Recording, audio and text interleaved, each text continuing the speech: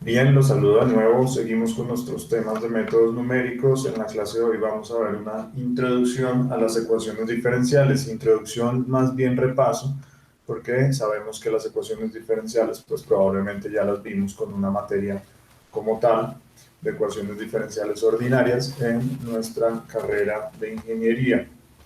Entonces, ¿qué son las ecuaciones diferenciales? Pues básicamente son ecuaciones o sistemas de ecuaciones en las cuales las incógnitas tienen aplicadas derivadas, ¿cierto? Derivadas que pueden ser temporales, pueden ser espaciales.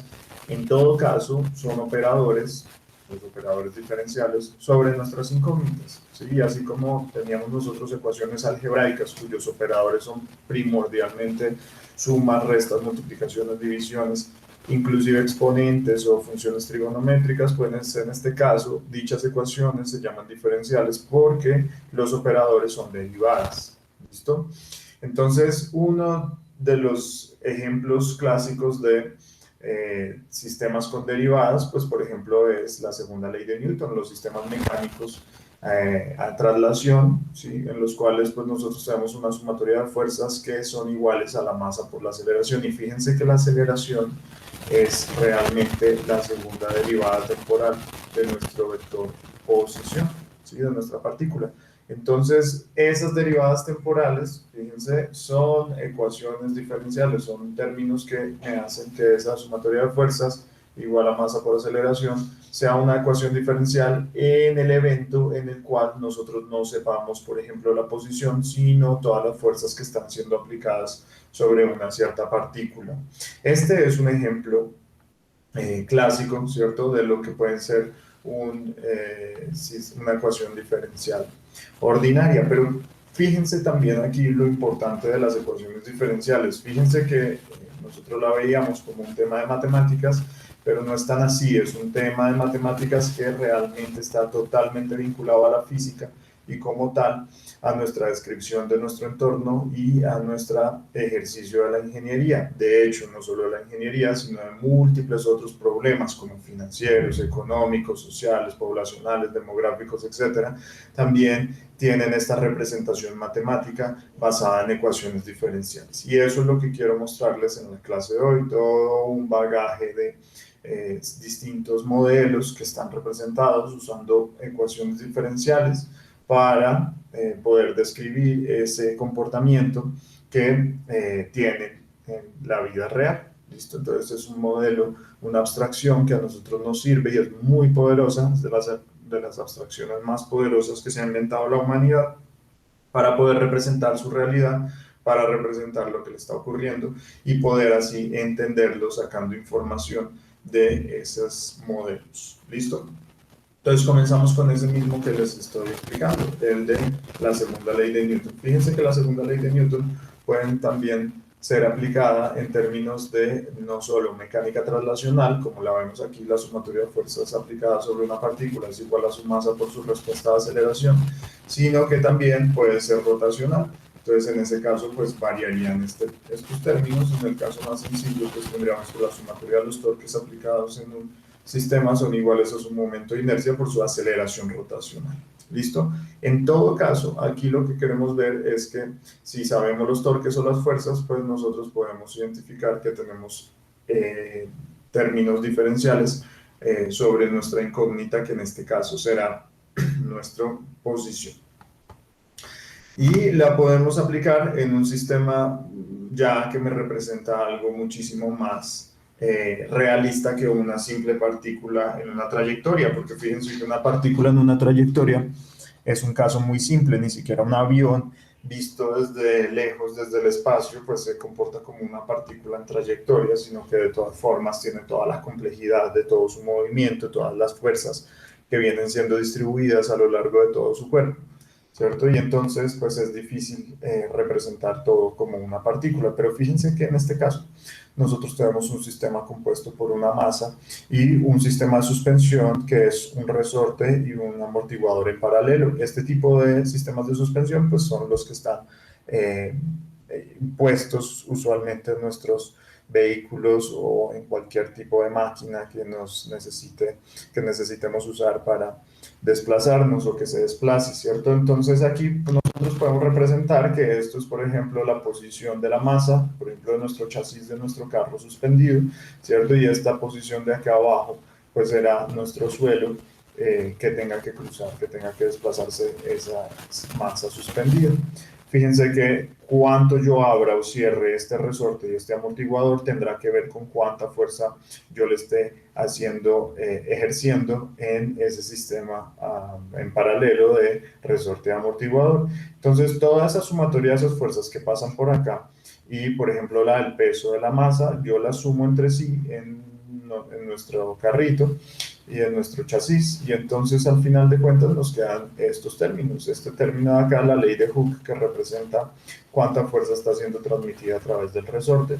Este otro término de acá representa cuánta fuerza está siendo transmitida por el amortiguador respecto de cuánto se abre o se cierran sus extremos. Entonces fíjense que depende de no solo la posición vertical de lo que se mueva el carrito, de lo que se suba o baje el carrito y lo que suba o baje el suelo, lo que se disminuye aquí si se mete, por ejemplo, en un hueco, sino también de sus velocidades de apertura y cierre. La velocidad, pues ya sabemos que es la derivada temporal de nuestras posiciones, entonces aquí tenemos que la derivada temporal de nuestra posición, pues nos da la velocidad de apertura o de cierre de los extremos de ese amortiguador.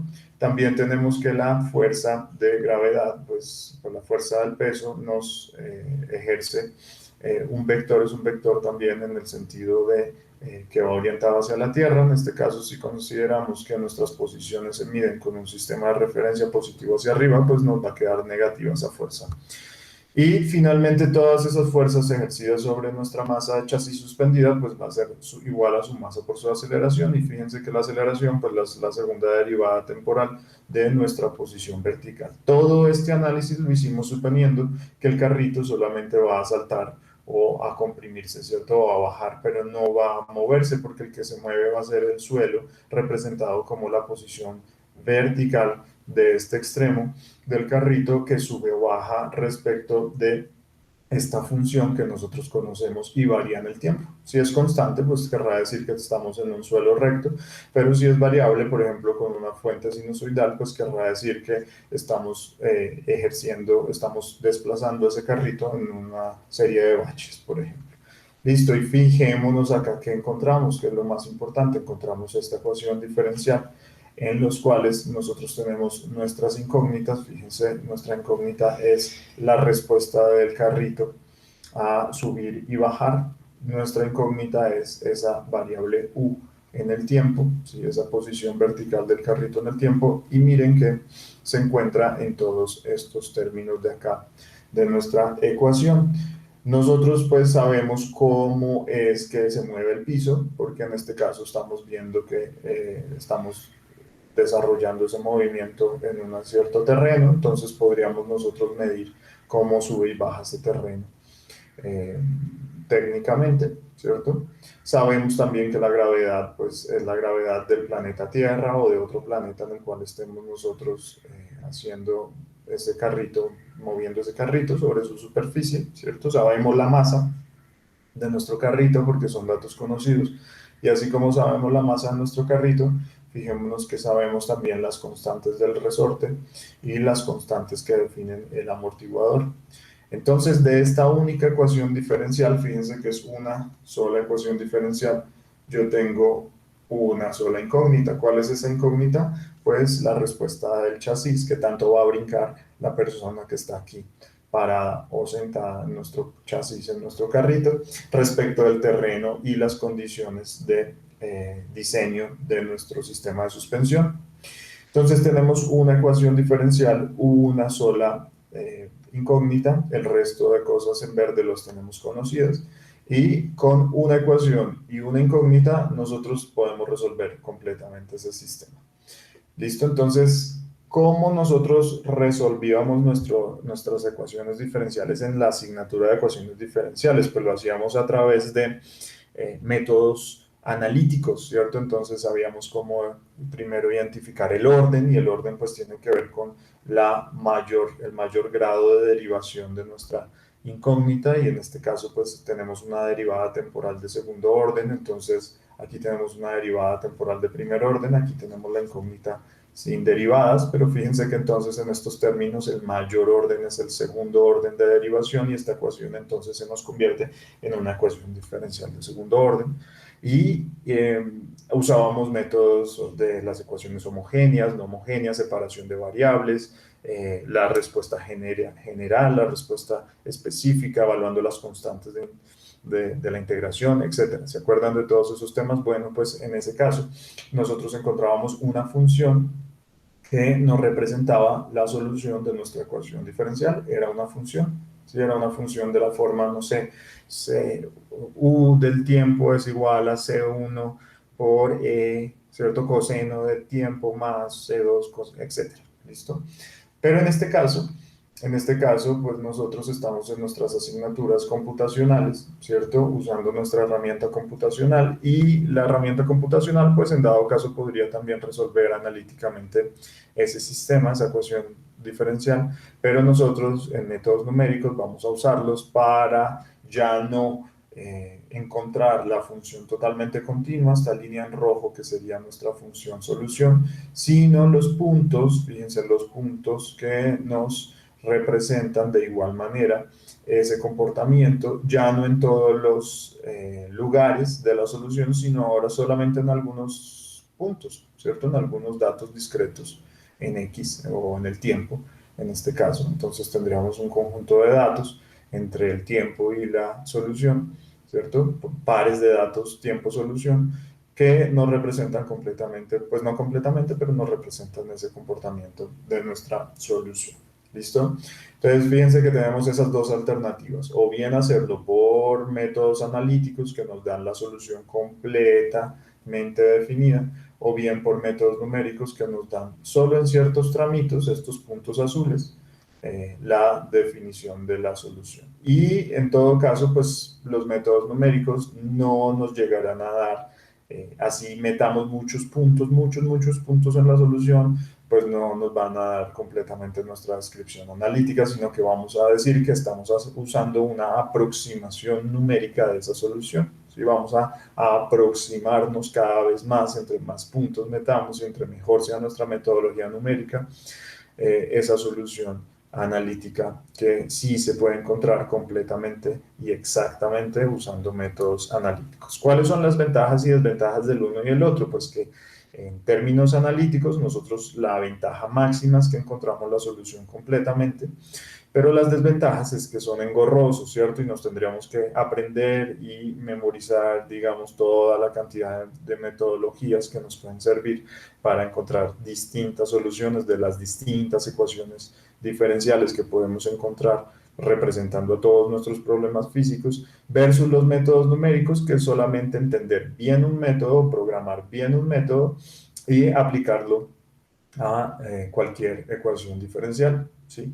Entonces, esas son las ventajas principales de los métodos numéricos, que nosotros con saber un principio matemático podemos resolver siempre esa ecuación diferencial, pues obviamente ya lo sabemos, propendiendo a que tengamos un buen negocio, una buena negociación entre el número de puntos, que toca hacer muchos cálculos, ¿cierto? Y fidelidad de la descripción. Si yo le pongo poquitos puntos, pues no voy a poder encontrar una descripción muy exacta de nuestra función solución. O si yo le meto muchos puntos, pues voy a tratar de encontrar una solución muchísimo más representada, mucho más fiel a la solución exacta, pero pues el cómputo me va a tardar muchísimo más tiempo en obtener esa solución, ¿cierto? Y probablemente no disponga yo tampoco de los recursos computacionales para poder realizar y abordar ese cálculo complicado. Entonces también necesitamos nosotros evaluar pues esas ventajas y desventajas de meter muchos puntos en la descripción de los cálculos numéricos, ¿cierto? Para representar la solución, o lo engorroso que sería también realizar una descripción analítica de la solución de la ecuación diferencial. Bien, pero también entonces cuando nosotros usamos nuestros métodos numéricos, ¿cierto? La gracia de esto es que podemos nosotros variar nuestros parámetros de diseño, por ejemplo, variar la masa del chasis, la constante del resorte y del amortiguador, tal que nosotros encontremos distintas respuestas de nuestro sistema, ¿cierto? Por ejemplo, al operar en el mismo terreno, ¿sí? Entonces nosotros, por ejemplo, que quisiéramos ver con qué combinación de constantes de resorte y amortiguador nuestro chasis se queda lo más quietico posible, porque eso sería la gracia del sistema de suspensión, que no saltemos en el carro, sino que nos quedemos quieticos, mientras sí el terreno puede ser lo ondulado que sea, ¿cierto?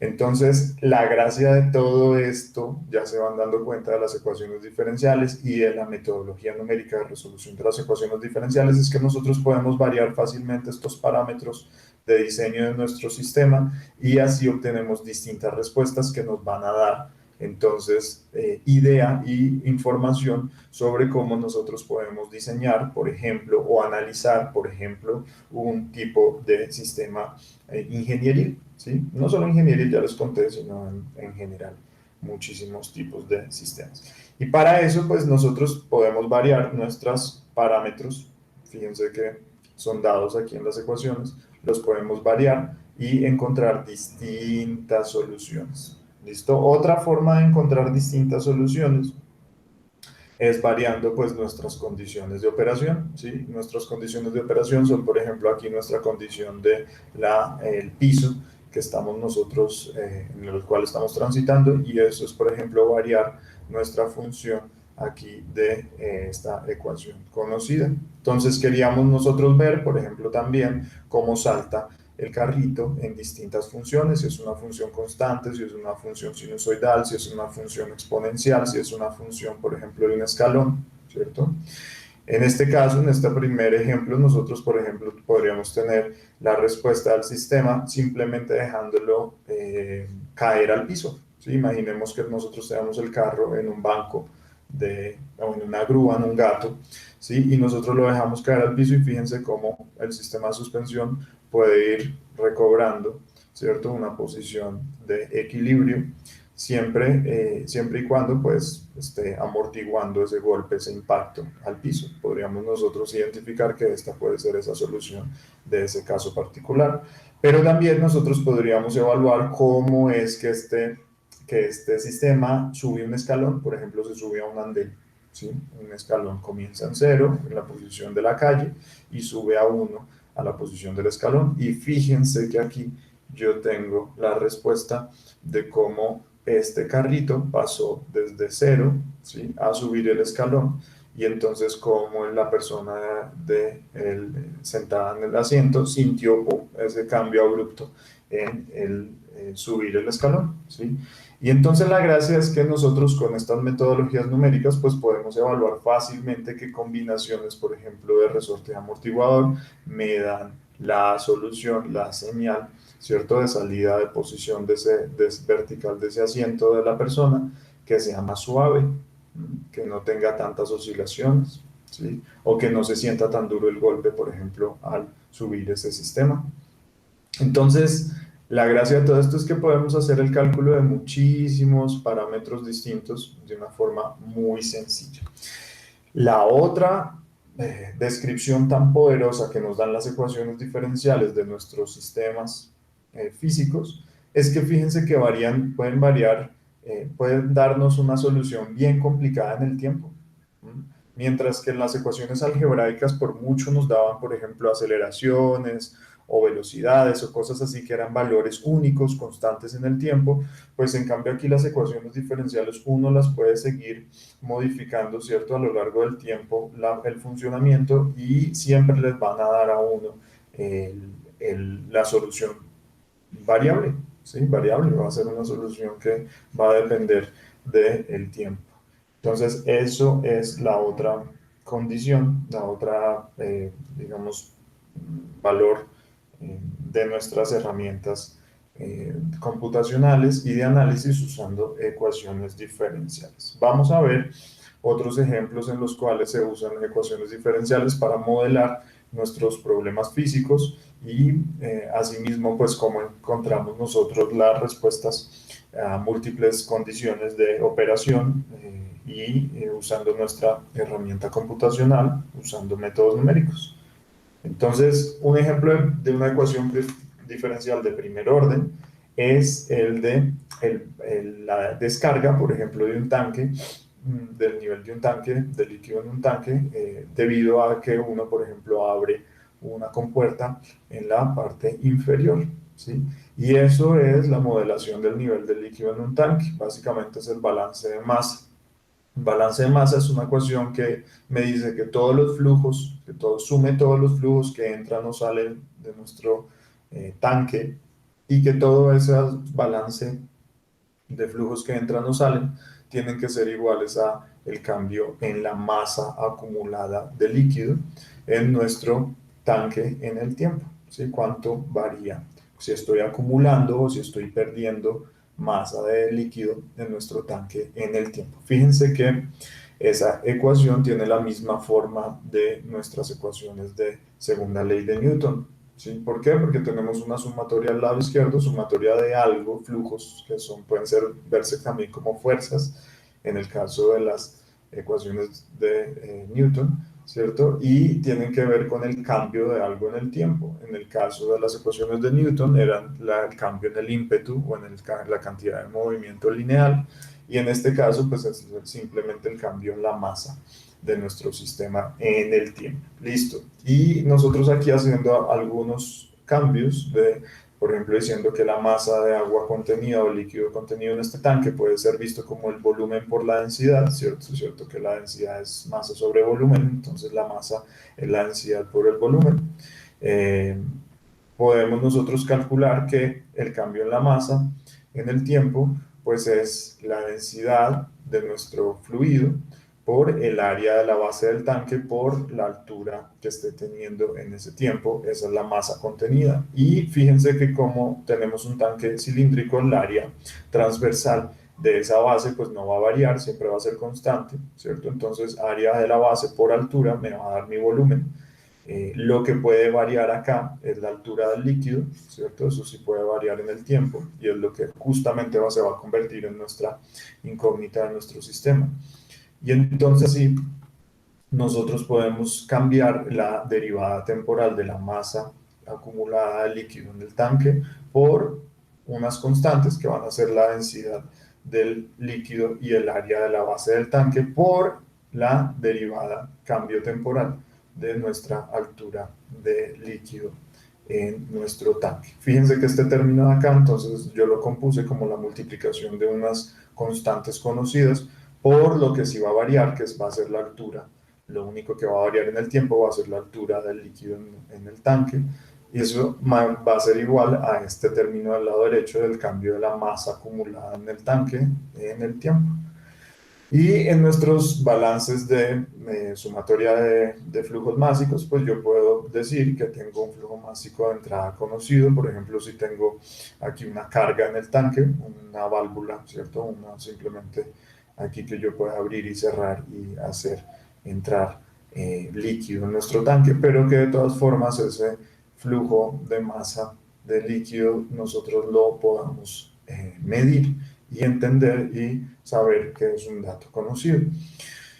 Menos lo que sale. Lo que sale entonces va a ser básicamente pues ese caudal que sale porque yo destapé la base de nuestro tanque, ¿cierto? Aquí sí nosotros usamos nuestro teorema de Torricelli, en el cual la velocidad de descarga tiene que ver justamente con la altura del nivel de líquido en nuestro tanque, pues tendremos nosotros la relación que la velocidad que sale por ahí es igual a la raíz de 2 por la gravedad por la altura del nivel del tanque.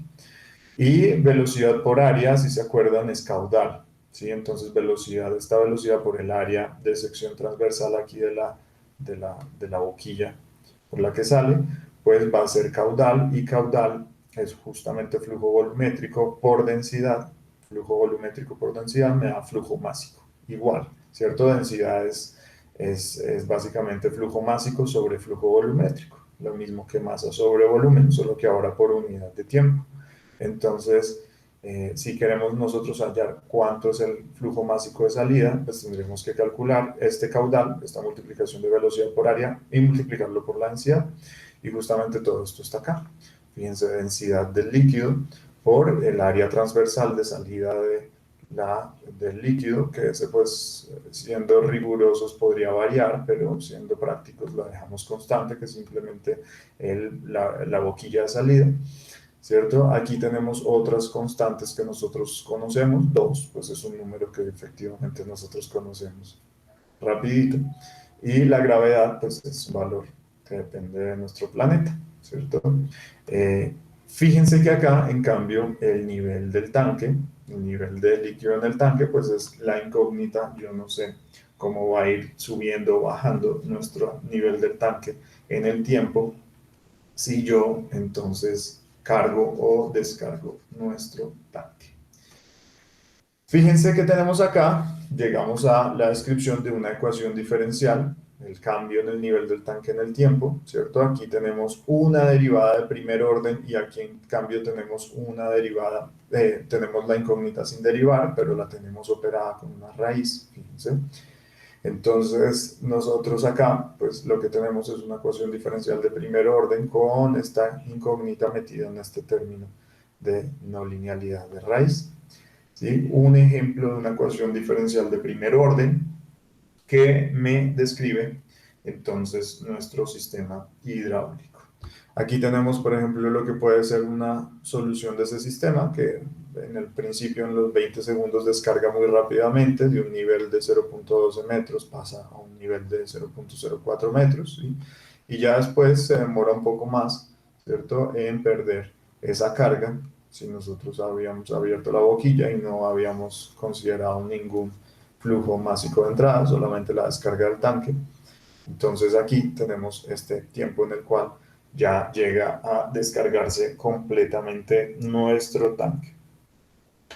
Entonces aquí lo que nosotros tenemos también que saber son nuestras condiciones iniciales, ¿cierto? Así como dijimos acá en nuestro sistema del carrito de suspensión, pues tenemos que saber cuánto, por ejemplo, es nuestro nivel de tanque en el instante inicial. Fíjense que acá este es el nivel de tanque en el instante inicial y nuestras condiciones de contorno, que son básicamente si nosotros, por ejemplo, tenemos flujos másicos de entrada en nuestro sistema, nos va a dar con esas dos condiciones, la inicial y la de contorno, la respuesta de nuestro sistema, la solución de nuestra ecuación diferencial. Vamos entonces entendiendo que las condiciones iniciales, en el caso de que tengamos derivadas temporales, o las condiciones de contorno, en el caso en las que tengamos, por ejemplo, aquí la carretera, o por ejemplo acá nuestro flujo de entrada, pues cierto, relaciones con el exterior, que nos dan esas condiciones del contorno con el exterior, pues nos definen plenamente la solución de nuestro sistema. Y esa es la gracia de nuevo de nuestra metodología de ecuaciones diferenciales para resolver problemas físicos, que si nosotros logramos generalizarla, ¿cierto? De la forma en la que nosotros básicamente metamos múltiples ecuaciones de condiciones de contorno o condiciones iniciales, pues nosotros vamos a poder evaluar distintas soluciones. Se nos va a volver una herramienta computacional que vamos a poder usar para nuestro provecho, para sacar adelante nuestros proyectos en ingeniería. Aquí hablando de nuevo de nuestras ecuaciones de balance de masa, fíjense que tienen la misma forma que nuestra ecuación de balance de fuerzas, ¿sí? ¿Por qué? Porque estas ecuaciones todas se llaman ecuaciones de conservación. En este caso estamos conservando la masa no se puede desaparecer, la masa o bien sale o bien entra, ¿cierto? Pero no se puede crear ni desaparecer aquí en este sistema, dentro de este elemento. Lo mismo pasa con nuestras fuerzas, ¿sí? En estas ecuaciones de balance, nosotros las llamamos ecuaciones de balance también de cantidad del movimiento, en este caso lineal, fíjense que es la línea vertical, y nosotros lo que decimos que es que el ímpetu, impulso o cantidad de movimiento no se puede generar ni se puede destruir en el elemento, sino que se tiene que transferir con el entorno, tiene que entrar o salir en medio, pues a través de, en forma de fuerzas o de torques, ¿listo?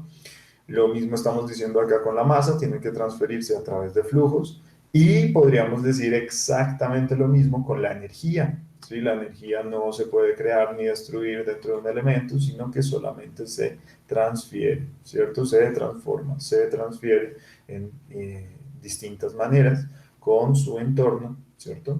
O en términos de fuentes y reacciones. Si nosotros hacemos eso, el análisis de la cantidad de movimiento lineal, la cantidad de movimiento angular, la cantidad de masa, la cantidad de energía, ¿sí?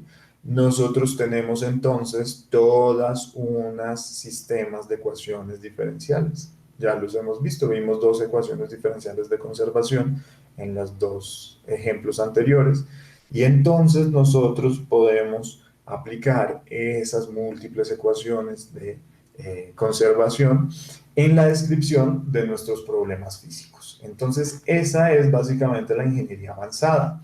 Cuando nosotros llegamos y decimos, bueno, cualquier componente, fíjense en este caso un motor de combustión interna, pero rotativo, ¿cierto? De un ciclo distinto a los ciclos de los motores de los carros o de los tractores o de las transmulas, ¿cierto? Un motor de aviación, ¿sí? En el cual tenemos también nuestro ciclo de compresión, de combustión, de expansión, ¿cierto? Entonces nosotros todo ese sistema de ecuaciones diferenciales lo podemos aplicar para describir completamente el funcionamiento de ese motor. ¿Por qué? Porque todas esas ecuaciones pues dependen entre sí. ¿Cierto? Los balances de masa, por ejemplo, nos van a servir para evaluar cuántos van a ser los cambios de flujo del aire, ¿cierto? De la combustible, de las reacciones, etcétera, el cambio de los flujos de energía, el cambio de la energía en el sistema nos va a servir para evaluar cómo va a ser la ganancia, por ejemplo, de energía térmica o energía perdida al exterior, ¿cierto? O la transformación de energía química, por ejemplo, en energía sensible de calor y esa también transformación en energía mecánica rotacional, ¿sí? Y la energía mecánica rotacional, ¿cierto? Va a ser, nosotros también la podemos conservar en términos de cantidad de movimiento angular y mirar cómo estoy yo transfiriendo energía rotacional entre los elementos, ¿sí? Cómo la estoy perdiendo en disipación también térmica y entonces energética, o como por ejemplo estoy yo garantizando que una cierta rotación de nuestros elementos pues genere un cierto flujo másico, o por el contrario un flujo másico me imparta una rotación a través de torques en nuestros elementos rotativos, ¿sí? Entonces fíjense que todas esas ecuaciones diferenciales son muy poderosas en la eventualidad de nosotros querer describir nuestros sistemas, y así es que se describen, ¿sí? Se describen con múltiples ecuaciones diferenciales de conservación, de balance de masa, cantidad de movimiento lineal y angular y energía en nuestras aplicaciones físicas. Así describimos nuestra realidad y por eso es tan poderosa esta herramienta gestada por la humanidad. Entonces, ¿qué más poderoso que poderla resolver de modo genérico, ¿cierto? Con nuestro computador. Fíjense aquí un ejemplo de ello. Entonces, nosotros tenemos ya el planteamiento de las ecuaciones en cada uno de los componentes y ese sistema en cada componente, que cada componente de este motor, por ejemplo, tiene la aplicación de ese balance de masa, de cantidad de movimiento angular, cantidad de movimiento lineal, energía, etcétera, pues va siendo relacionada entre elementos entre sí, ¿cierto? Como tenemos distintas etapas en un motor o en una línea de procesos o en cualquier proceso, ¿cierto? O en cualquier máquina o en cualquier tema ingenieril tenemos una cierta flujo de procesos. Entonces esos flujos pues vienen relacionados entre sí. ¿Cuáles son las relaciones entre sí? Pues por ejemplo aquí las variables de las incógnitas de esas ecuaciones diferenciales, ¿cierto? Por ejemplo, los flujos másicos, por ejemplo, la energía, la temperatura, etcétera, se van relacionando entre sí los elementos y nosotros vamos no solamente realizando un acoplamiento a las diferentes ecuaciones diferenciales en cada elemento, sino que las vamos acoplando a los múltiples sistemas entre sí. Fíjense, los múltiples sistemas de ecuaciones diferenciales los acoplamos todos ellos entre sí para, según se comporte nuestra aplicación, describir. Entonces, ¿qué hacemos nosotros al final? Resolverla con métodos numéricos, y fíjense cómo podemos encontrar no solo una respuesta, sino múltiples respuestas variando nuestros condiciones de operación. Eso sí, para poderla resolver, así sea analítica, que en este caso, pues imagínense lo engorroso que sería resolver algo analíticamente acá con este sistema de múltiples sistemas de ecuaciones diferenciales, pues entonces nosotros sí o sí tenemos que recurrir a los métodos numéricos como nuestra herramienta de solución de ese sistema. Y para eso, pues de todas formas tenemos que garantizar que tengamos el mismo número de incógnitas que de ecuaciones, ¿sí? La gracia es eso, la gracia es que distintas condiciones iniciales y de contorno, ¿sí? Por ejemplo aquí de la operación con distintos combustibles, pues nos den la posibilidad de analizar cuál es la respuesta de nuestro sistema a esos múltiples combustibles sin quemar un motor de verdad.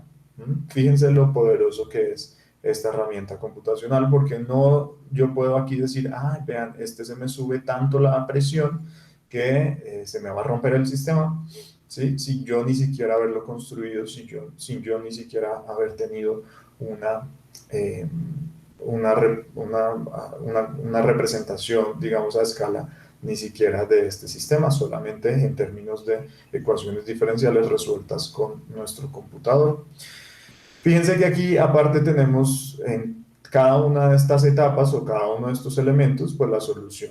Pero también en una etapa, si nosotros nos enfocamos en una de las etapas, por ejemplo aquí en la cámara de combustión, pues nosotros podemos evaluar qué tanto tenemos el comportamiento, por ejemplo del aire, de la temperatura del aire dentro de esa cámara de combustión y podemos predecir si se nos va a fundir nuestro motor aquí, en este caso, y en qué instante de tiempo y por qué va a pasar, ¿cierto? Y toda esa cantidad de información. Eso es lo poderoso. Por eso estoy diciendo esa cualidad, ese adjetivo de las herramientas computacionales y es porque me da toda la información que yo quiera, ¿cierto? Es barata, solamente necesitamos aquí estar aplicados haciendo nuestras implementación de las ecuaciones diferenciales y su solución numérica, ¿sí? Es robusta, nos da siempre la misma solución, ¿sí? O bueno, siempre que corramos unos parámetros de operación nos van a dar siempre la misma solución, no es como en el caso experimental, que nosotros tenemos esto ya construido, pues dependiendo de las condiciones atmosféricas o de la situación particular del experimento, nos van a dar distintos resultados, pues no en este caso, siempre nos van a dar los mismos resultados aplicando los mismos métodos numéricos con los mismos parámetros, seguramente vamos a obtener siempre los mismos resultados, ¿cierto? Es barata, se necesita solo un computador respecto de construir, imagínense todo este sistema, es una cosa muy costosa, que tarda mucho tiempo también, ¿sí? Demanda muchísimos recursos. Y aparte de todo es segura, ¿sí? Porque nosotros aquí no nos va a pasar nada al escribir unas ecuaciones diferenciales y meterlas en nuestros métodos numéricos y solucionarlas con métodos numéricos, absolutamente nada nos va a pasar estando frente a nuestro computador. En cambio aquí, si nosotros nos metemos a hacer una prueba experimental, imagínense lo peligroso que puede ser pues estar al lado de un banco de pruebas, de un motor de estos. Entonces ahí les voy dando también la motivación de por qué resolver nuestras ecuaciones diferenciales usando nuestros métodos numéricos que veremos en el transcurso de estas sesiones de clase.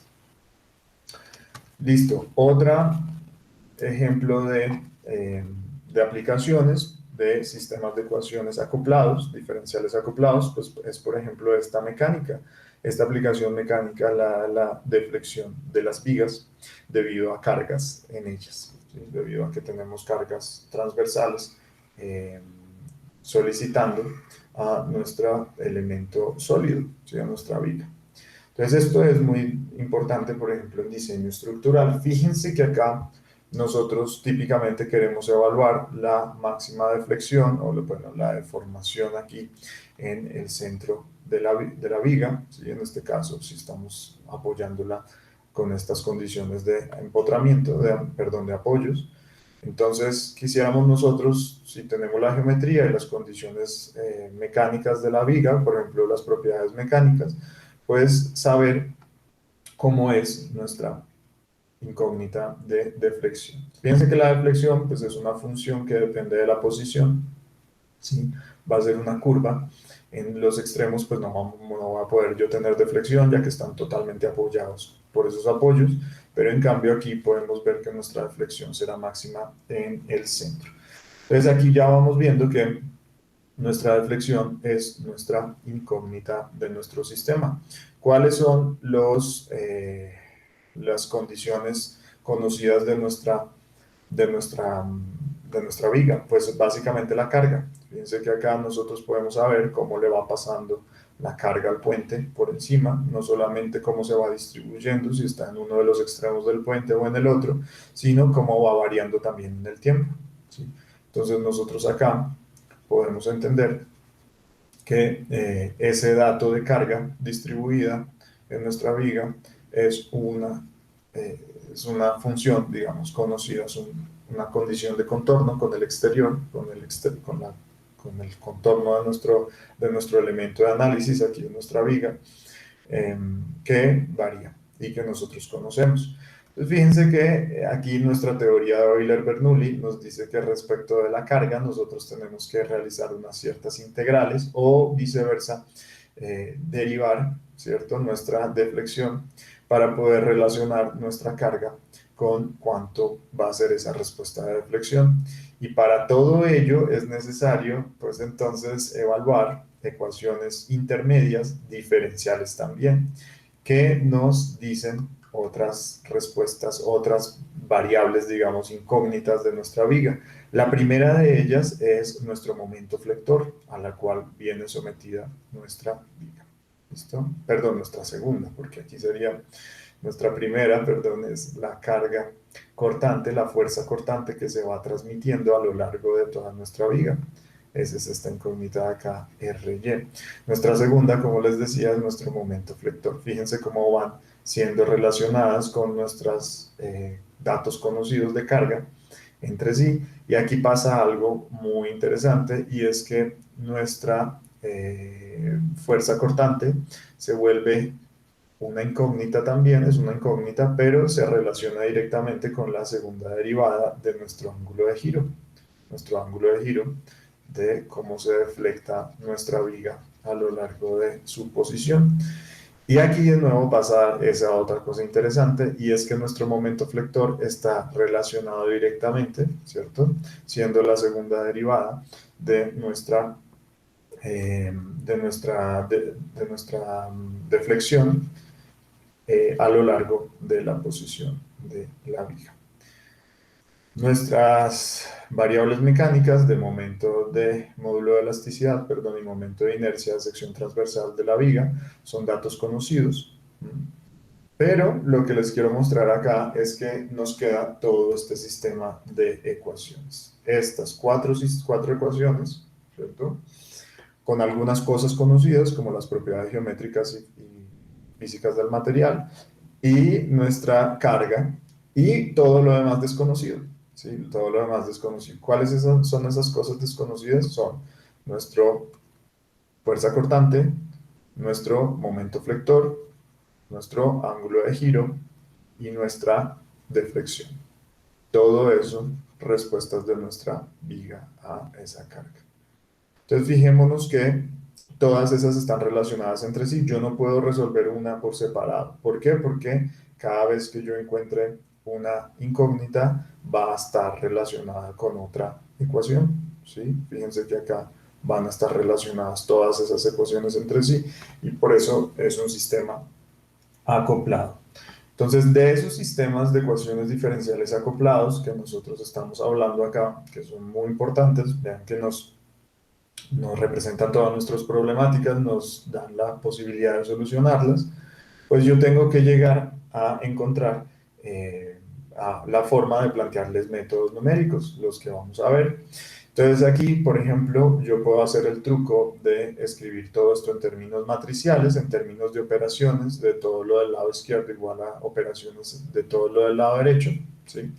De tal manera en que yo logre escribir, por ejemplo, aquí un vector completo con todas esas incógnitas, ¿sí? Un vector lleno de esas incógnitas, y de resto, operaciones, ¿cierto?, que tienen que ver con vectores por ejemplo, de datos conocidos. Aquí, por ejemplo, nuestras cargas y ceros son cosas conocidas. Operaciones de nuestra carga también son cosas conocidas, como la derivada en el espacio, ¿sí? Fíjense que acá tengo una matriz que tiene todos los términos conocidos, unos, ceros y rigideces, módulos de elasticidad por momentos de inercia.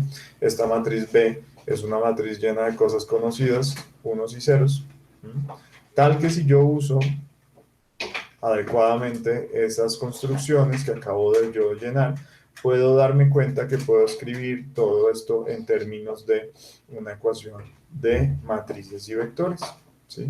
Fíjense que acá tengo estos términos en verde conocidos y tengo también este incógnita, vector de incógnitas con todas mis incógnitas, ¿cierto? Al cual yo le aplico segunda derivada.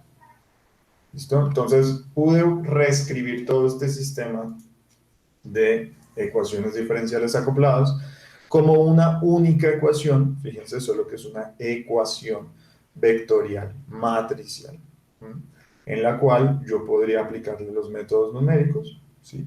Y básicamente resolver mi incógnita vectorial de pues, las variables de mi sistema de la viga de Euler-Bernoulli. Bien, entonces acá quería también mostrarles y darles otro comentario, y es que en esta aplicación nosotros tenemos derivadas espaciales. Entonces no solamente podemos nosotros derivar respecto del tiempo.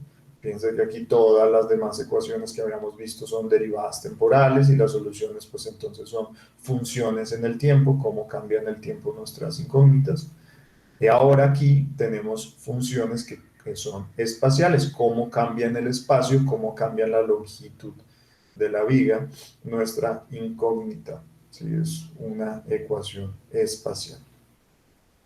Y fíjense que si yo le aplico los métodos numéricos, pues tengo la solución de esas múltiples incógnitas, ¿sí? Yo tengo acá, por ejemplo, cómo cambia nuestra fuerza cortante a lo largo de esa viga, si tengo esos apoyos y esa condición de carga homogéneamente distribuida, ¿cierto? Tengo acá nuestro momento flector, como es máximo en el centro, por ejemplo, y decae en los apoyos de los extremos. ¿Cómo es nuestro ángulo de giro? Fíjense que acá no se alcanza a ver muy bien, pero es esta lineada por acá. Y nuestra deflexión, que finalmente pues es muy pequeña, no se alcanza a ver en estas gráficas en las cuales yo muestro toda la solución de todo nuestro vector de incógnitas, ¿cierto? Sino que aquí la puedo mostrar independiente y darnos cuenta que efectivamente si aplico bien nuestros métodos numéricos, puedo yo describir cómo es la deflexión espacial, ¿cierto? A lo largo de cualquier posición del puente de la viga, de nuestra deflexión de ese elemento sólido. ¿Mm? Excelente. Entonces, si yo cambio nuestras condiciones de carga, por ejemplo, si tengo un batallón cruzando, ¿cierto? Cruzando, entonces se va a mover esa carga a lo largo del puente, o si yo tengo distintas uniones con otros elementos, otras secciones mecánicas del puente, por ejemplo, vigas, otras vigas transversales o otras columnas, pues yo puedo variar esas condiciones de apoyos y condiciones de carga y me va a dar distintas respuestas. Pero todo, fíjense, todo gracias a que realicé esta modelación y este tratamiento genérico y le apliqué adecuadamente los métodos numéricos genéricos también a nuestra metodología de ecuaciones diferenciales, ¿sí? Nuestra representación usando ecuaciones diferenciales. Aquí podemos ver gráficamente cómo sería una deflexión de una viga, ¿sí? Por si no entendemos muy bien qué es la deflexión de una viga debido a unas ciertas cargas superiores, pues estos elementos los usamos en todo tipo de construcciones, mecánicas, edificaciones, ¿cierto? Etcétera. Tienen todas las aplicaciones históricas en la humanidad. Y aquí lo vemos y lo resolvemos ya contemporáneamente con nuestras herramientas computacionales usando métodos numéricos. Bien, finalmente les quería contar de este modelo de ecuaciones diferenciales acopladas también, que se llama el modelo de cazador-presa o Lotka-Volterra por los investigadores que lo gestaron simultáneamente. ¿Listo? Es un ejemplo de ecuaciones diferenciales acopladas que nos va a nosotros a servir muchísimo porque sobre este surgen múltiples modelos que nos garantizan, que nos representan múltiples problemáticas también. Fíjense que aquí, aunque lo estamos viendo genérico como cazador y presa, este tipo de aplicación y estas ecuaciones son usadas para describir procesos sociales, procesos químicos, biológicos, procesos ingenieriles, económicos, mejor dicho, tienen una cantidad de aplicaciones enormes y eso es lo que les quiero motivar con ver este tipo de ecuaciones diferenciales acopladas. Entonces, ¿qué tenemos en el modelo de cazador-presa? Tenemos justamente nuestro cazador, ¿sí? Por ejemplo, aquí un depredador y una presa, una presa, listo, cazador y una presa. ¿Qué pasa con ellos? Pasa que las relaciones con su entorno afectan la población de cada uno de esos elementos, de cada uno de esos individuos. Entonces, si los conejos acá, si las presas tienen múltiples recursos, pues van a tener una tasa de natalidad altísima porque van a poder reproducirse y van a poder tener alimento y van a poder crecer su población, ¿cierto? Lo mismo pasará con nuestros cazadores. Si tienen recursos, pues van a poderse reproducir, van a poder crecer su población. ¿Cuáles son los recursos de estos depredadores? Pues son las presas, ¿sí? ¿Cuáles son los recursos de estas presas? Pues son básicamente, pues, no sé, el entorno, ¿cierto? Los recursos que tenga el entorno. Listo. ¿Y qué pasa cuando hay muchos conejos o muchas presas? Pues pasa que hay mucha competencia para ellos y entonces los recursos se tienen que dividir entre mucha competencia y pues probablemente se van a ver damnificados, ya no van a poder crecer tanto como crecían anteriormente, ¿cierto? Como si no tuvieran competencia. ¿Qué pasa si hay mucha competencia de presas, de cazadores, perdón? Pues lo mismo, que no vamos a tener tantos recursos o los recursos se van a tener que repartir entre múltiples cazadores y entonces cada uno de los cazadores ya no va a poder crecer en cantidad tanto como antes. Bien, ¿qué pasa entonces cuando hay muchos cazadores y pocas presas? Pues que estos ya no van a tener la posibilidad de comer y entonces se van a morir. ¿Qué pasa cuando hay múltiples presas con los cazadores? Pues que tienen mucha comida, entonces van a poder crecer. Fíjense todas esas relaciones que hay entre esos dos elementos, ¿sí? Entre los cazadores y las presas. Nosotros podemos escribir todas esas relaciones que estamos hablando con palabras en términos de ecuaciones. Y aquí están estas dos. Si decimos que N1 son la concentración de presas y N2 la concentración de cazadores, pues nosotros podemos decir que cuánto cambia la concentración de presas o de cazadores en el tiempo tiene que ver con la relación que existen con los otros, o bien con los cazadores, o bien con las presas en términos de las presas, o bien con los cazadores, ¿sí? Fíjense que depende de cuánto es la concentración de competencia o de recursos, de competencia o de recursos o de depredadores, ¿sí? Que se los comen a ellos.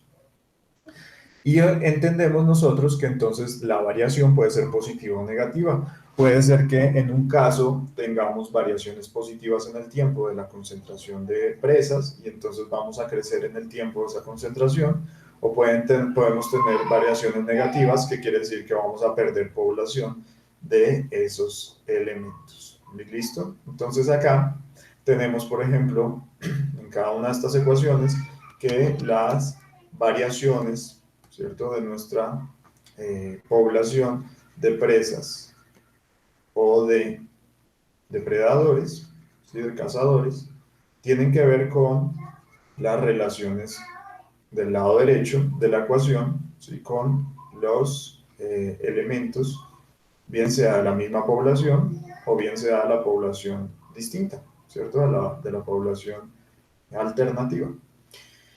Nosotros tenemos acá esta R1 y esta R2 como tasas de nacimiento de nuestras presas y de nuestros cazadores en términos naturales. ¿Sí? Esas tasas pueden ser definidas en términos naturales. Pero también tenemos acá que si tenemos competencia en las presas, pues vamos a tener un decrecimiento de nuestra población porque los recursos del exterior, el pasto, y los recursos vegetales, pues por ejemplo, se van a ir disminuyendo. Si tenemos también alta concentración de cazadores, pues tendremos una disminución también de nuestra población de presas. ¿Por qué? Pues porque no tenemos básicamente, pues porque pues es evidente que se las van a ir comiendo. Entonces no vamos a poder crecer en población, sino que por el contrario vamos a tener un decrecimiento y eso va a ser un valor negativo en el tiempo de la población, ¿cierto? Va a ser un decrecimiento de la población, un cambio negativo en el tiempo de nuestra población. En términos de los cazadores, pues lo mismo, si tenemos distintas competencias, si tenemos múltiples cazadores competencia, pues entonces vamos a tener un decrecimiento de nuestra población porque los recursos van a irse agotando. Y en cambio, si se nos caen las presas, pues también nosotros vamos a tener disminución en nuestros recursos y entonces nuestra población se va a ir agotando. ¿Qué pasa con este sistema de dos ecuaciones y dos incógnitas? Incógnitas N1, N2, nuestras concentraciones o nuestras poblaciones de presa y de cazadores, ¿cierto? Cosas conocidas, fíjense estas constantes relaciones entre ambos, ¿cierto? Estas pueden ser negativas o positivas, nos relacionan esas diferentes categorías que pueden haber de relaciones entre los dos componentes, ¿cierto? Y fijémonos que nosotros tenemos la respuesta en términos de presas, que puede ser esta línea negra gruesa, y en términos de depredadores. Cuando hay pocos depredadores podemos crecer en términos de presas, pero cuando crecen las presas hay más comida para el cazador, para los depredadores, y entonces crece el número de cazadores, pero decrece el número de presas porque se agotan los recursos. Y así vamos teniendo, fíjense, este comportamiento cíclico de respuesta de nuestro sistema. Son estas dos poblaciones de cazador y de presa. Y dependiendo de las distintas constantes que nosotros tengamos definidas, nosotros podemos ver ese ciclo de crecimiento y decrecimiento en la población de presas y depredadores. Fíjense que al final se vuelve un ciclo entre las dos poblaciones. Entonces, dependiendo de nuestros parámetros, nosotros podemos ver cómo ese ciclo se cierra entre cazadores y cantidad de cazadores y cantidades de presas. Pero entonces esto así tan bonito que realmente surgió de este tipo de pensamiento biológico, lo podemos nosotros aplicar en múltiples aplicaciones ingenieriles como nosotros habíamos introducido en esa presentación. Fíjense que ahora mismo en nuestra pandemia nosotros tenemos el modelo de propagación de la pandemia. Uno muy sencillo, el más sencillo de todos, tiene que ver con tres poblaciones, ya no solo dos, esta de presa y cazador, sino de tres poblaciones susceptibles, población susceptible a ser infectada, a ser infectada, que me imagino somos la mayoría de nosotros en este momento, que no nos hemos infectado en la pandemia, población de infectados actuales, ¿cierto? Gente que está en este momento infectada de la pandemia, y población de recuperados. Entonces los recuperados ya pueden volverse a infectar inclusive en la pandemia, ¿cierto? Si no crean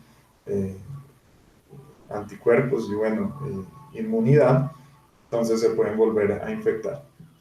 Entre los recuperados, los infectados y los susceptibles, hacemos la población total.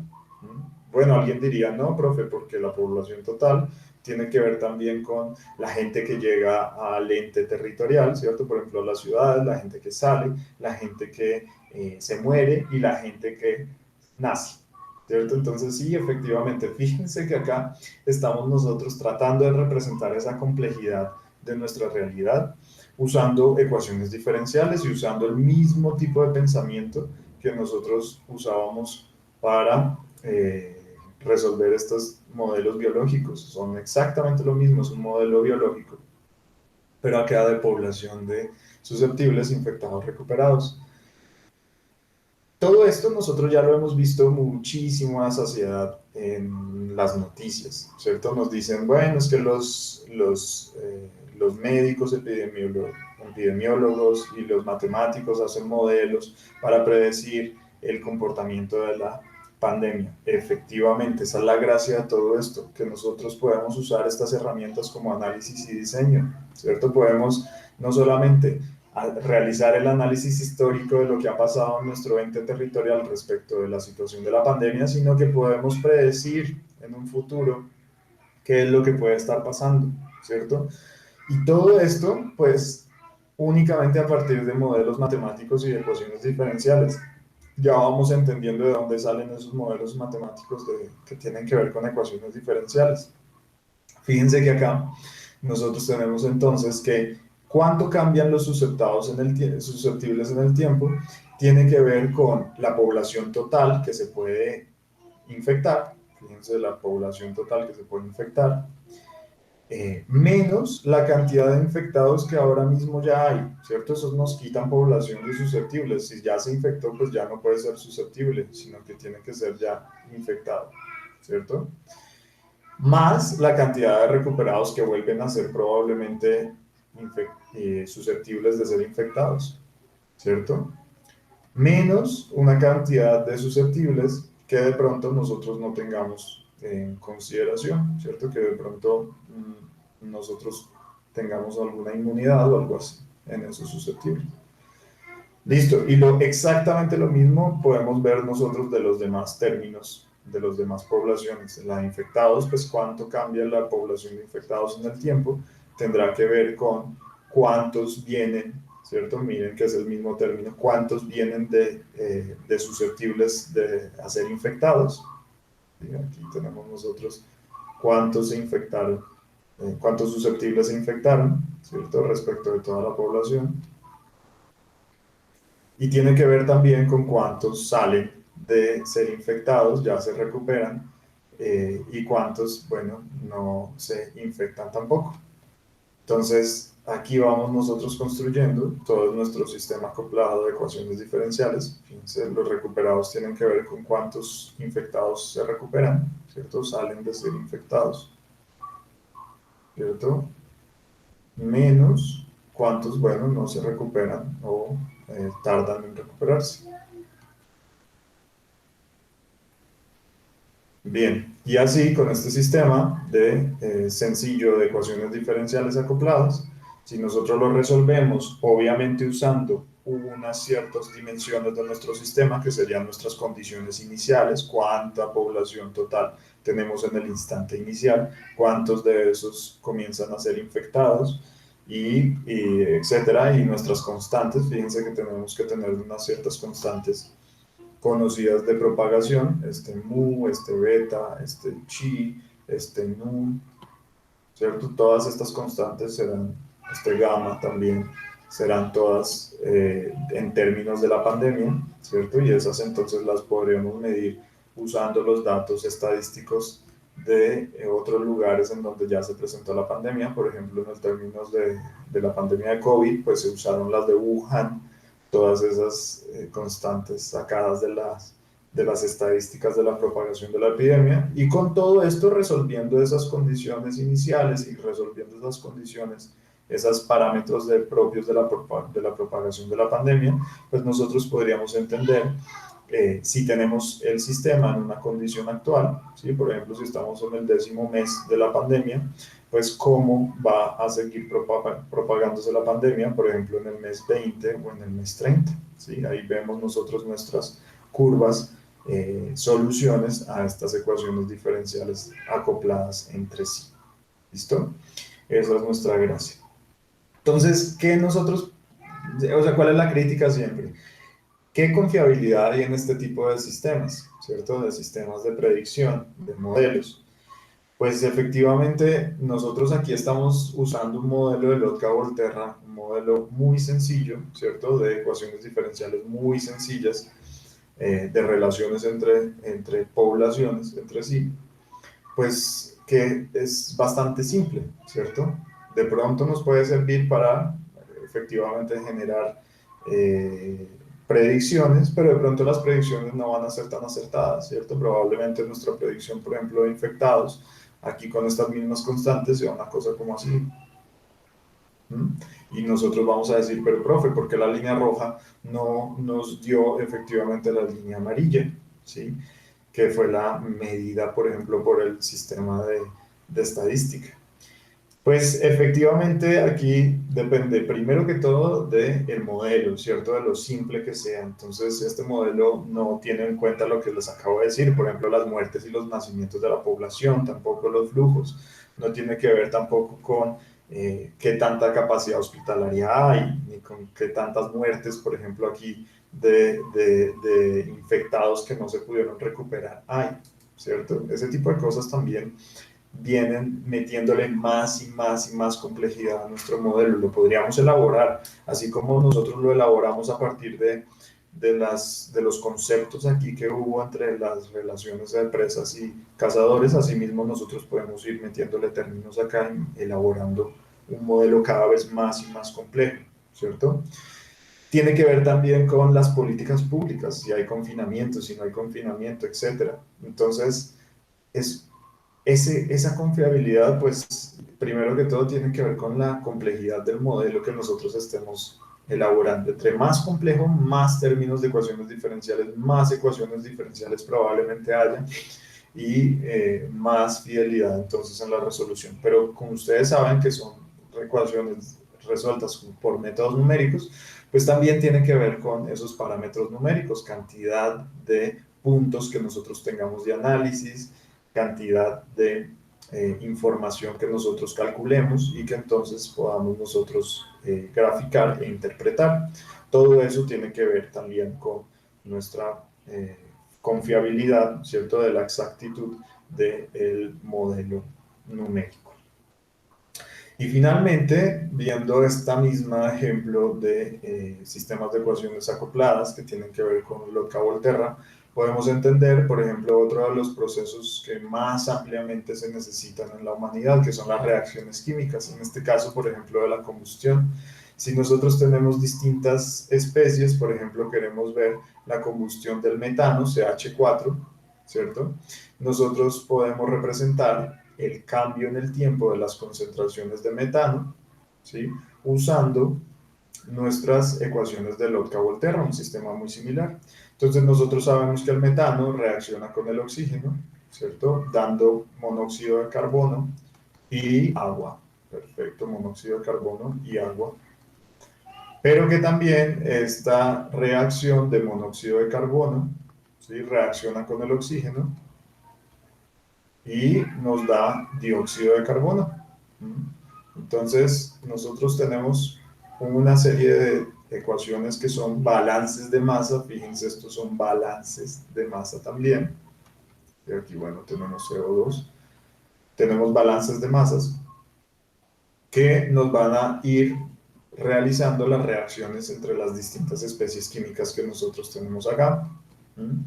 Esas reacciones de las distintas especies químicas nosotros las podemos constituir como un sistema de distintas poblaciones, así como lo hemos venido trabajando, ¿sí?, las distintas poblaciones de, en este caso, moléculas químicas, que tienen que ver también con relaciones entre sí, ¿cierto? ¿Cuáles relaciones? ¿Por qué tipo de relaciones? Pues estas de balance másico y de química. Y aquí yo dibujé la concentración de CO de monóxido en amarillo, CO, y todos estos vienen siendo acá. Fíjense que estas ecuaciones, este sistema de ecuaciones de aquí son ecuaciones que al final de cuentas son igualitas a nuestros sistemas de Lotka-Volterra, a nuestros sistemas de acá de ecuaciones. Y ellas, ya ahora teniendo por ejemplo 5 componentes, 5 especies, pues nos pueden generar la descripción completa de una reacción de combustión. Esta combustión, por ejemplo, acá de metano. Dibujé el CO2 en amarillo, pero no está lo dejé en blanco. Bien, entonces podemos darnos cuenta que efectivamente aquí R's dependen de las relaciones de las especies entre sí y las constantes K's pues son constantes que nosotros determinamos de mediciones experimentales, por ejemplo. ¿Sí? De mediciones experimentales podemos nosotros componer todas estas relaciones K, estas constantes, tal que si nosotros tenemos unas concentraciones iniciales, por ejemplo de metano, ¿cierto? Por ejemplo, digamos que este de acá es el metano, que efectivamente si es ese, el metano, CH, los cuadrados, perdón, este de acá será el metano, pues con las distintas reacciones y la solución numérica vamos viendo cómo en el tiempo va disminuyendo nuestra concentración de metano, porque efectivamente se van produciendo otros resultados, otros gases, resultados de de la reacción química. Aquí, por ejemplo, tenemos también la concentración del oxígeno, ¿cierto? Cómo va bajando la concentración del oxígeno y cómo van subiendo las concentraciones de los demás componentes. Aquí, por ejemplo, de CO, los asteriscos, este del monóxido de carbono, y el otro de agua. Agua en negro.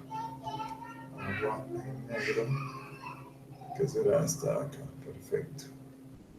Listo, entonces, como a lo largo del tiempo, muy corto tiempo, 10 a la menos 5 segundos, pues nosotros en una cámara de combustión, por ejemplo, tenemos esta reacción de combustión, como nosotros generamos especies de producto, ¿cierto? Por ejemplo, cómo vamos a ver si va a contaminar o no va a contaminar eh, algún tipo de combustible en unas ciertas condiciones de combustión, ¿cierto? Y típicamente lo que nosotros queremos es evaluar cuál es la energía suministrada por este sistema de combustión, ¿cierto? Por esa combustión, como nosotros entonces sacamos y obtenemos energía útil. Todo esto con un sistema de ecuaciones diferenciales acoplados que resolveremos usando métodos numéricos, siguiendo las explicaciones de las distintas metodologías que veremos en nuestras clases siguientes. ¿Listo? Entonces, la gran motivación de todas estas explicaciones es demostrar cómo son nuestra herramienta más poderosa, las ecuaciones diferenciales, para resolver nuestros problemas de la cotidianidad, de hecho, y que la mejor forma también para resolver nuestras ecuaciones diferenciales que nos gobiernan esos problemas y esos proyectos es usando métodos numéricos.